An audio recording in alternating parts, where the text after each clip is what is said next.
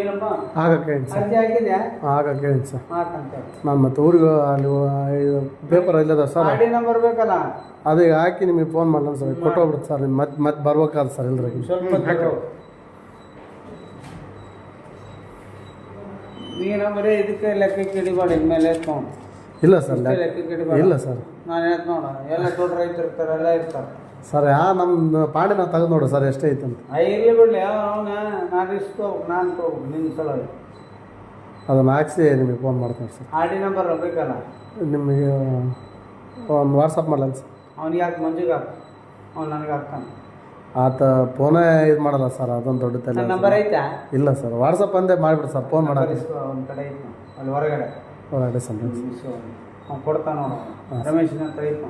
ಹಾಂ ಸರ್, ಬರಲಿ ಸರ್, ಹಾಕ್ಸಿ ನಿಮಗೆ ಫೋನ್ ಮಾಡ್ತೀನಿ ಸರ್. ಆಯ್ತು ಆಯ್ತು ಸರ್ ನಂಬರ್ ಸರ್ ಕೊಡಲೇ ಸರ್?